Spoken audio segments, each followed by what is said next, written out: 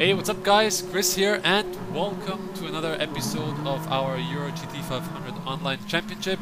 With me once again, my teammate Steve, aka GTA Freak. Steve, how are you? I'm good, Chris. How are you? Pretty good too, and I'm gonna let you lead into our commentary today again. How about you start talking about the qualifying, I guess?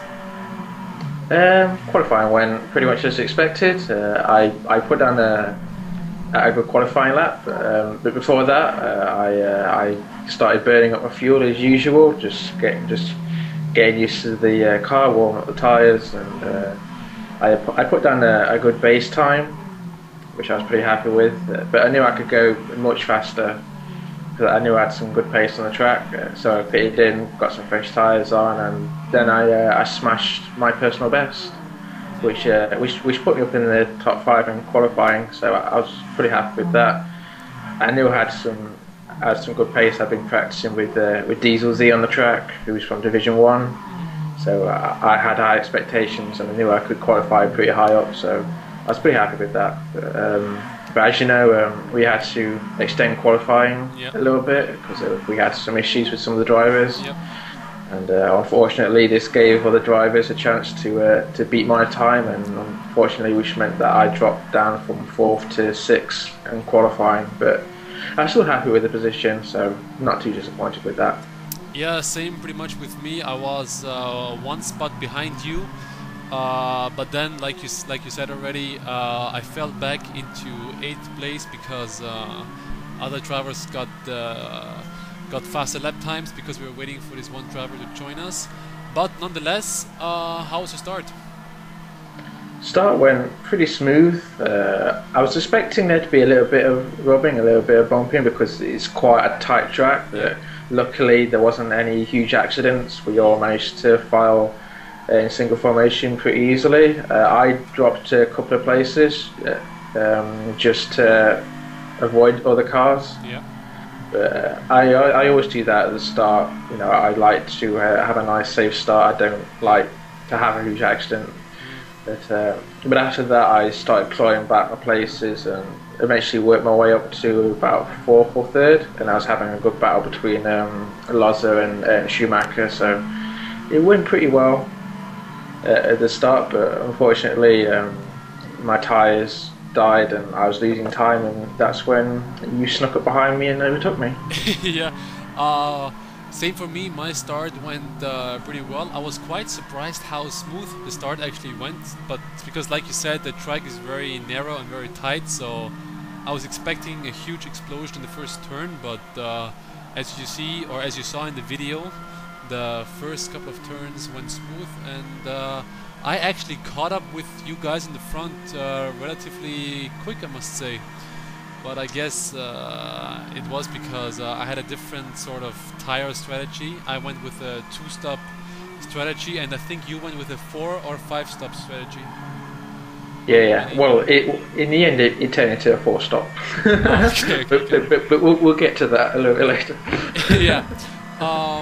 Well, I'm just gonna keep it real quick because Steven will tell you guys what happened with his pit stops. Quite funny story. So, like I said, I pitted twice and I finished the race second behind Rick, aka Fitzy P. I would have won the race if I wouldn't have lost the car, I think in lap 34. In the last turn of Deep Forest, my right rear tire touched the grass and I totally lost control, and I hit the pit wall and I damaged my car slightly. So if it wasn't for this incident, I would have definitely won the race. But nonetheless, second place for me, considering I started 8th in the qualifying, is pretty good. I'm happy about that. So Steven, please let us know about your adventurous pit lane attempts. Well, the lap 47, I went pitting as scheduled. Went into the pit lane, and yeah, for some odd reason, my car didn't slow down. I just shot through the pit lane, nearly killing everyone in the pit lane. Yeah, and I'm leaving a notation right now for anyone who wants to see his hilarious pit stops. So just click the link there and you can watch it. Yeah. I didn't know whether to laugh or cry when it happened, so I thought I'd add a few comical comments in the video as I made it. Yeah. But yeah. So yeah, I nearly killed everyone in the pit lane, crashed into the wall, wondering what the on, and and so I was like, okay, maybe it's just a one-off. I pull in again, Yeah. no. I pull in again, no. And honestly, it was just so. I mean, I was so. I mean, honestly, it's like only me does it ever happen to, and it's never at the start of the race. It's always near the end, near the end. And remember what happened to you in Indianapolis? I think you had similar connection issues where in the qualifying you were stuck in the pit lane, and then at the start of the race you had a black screen, and in the replay you didn't start the race, but suddenly out of nowhere you appeared on the racetrack, and suddenly you were on your screen in your race. You were first. Yeah, I know. There's something terribly wrong. I don't know. I think I need to go to Japan and slap some office people at Polyphony Digital. And if anyone of Polyphony Digital is watching this, don't worry, Steven will not come to Japan and beat anyone up. So just give it an update, okay? Yeah.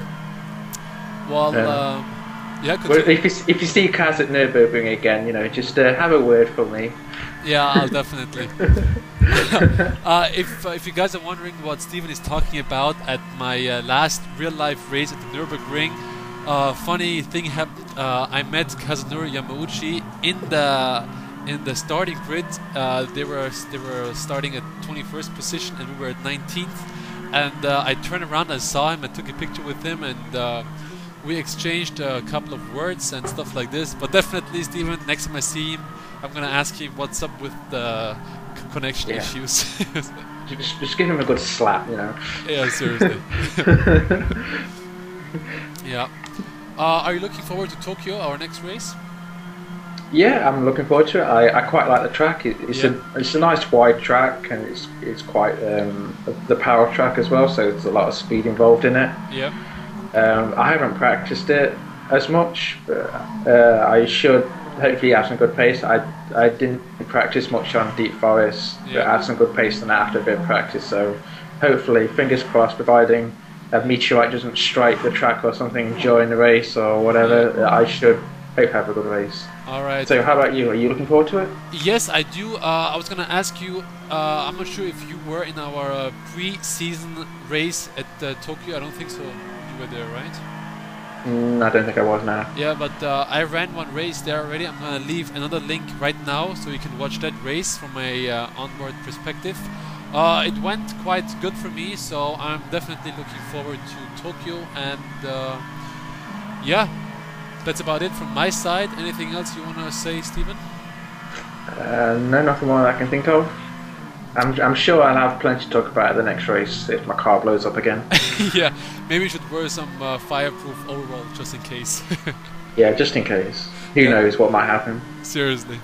Alright, Steve, our video is about to end. I'm gonna say thank you for being here once again. That's my pleasure. Thanks to all the stewards of the Euro GT500 Championship, and I'll see you guys soon again. Bye bye. Cheers, guys.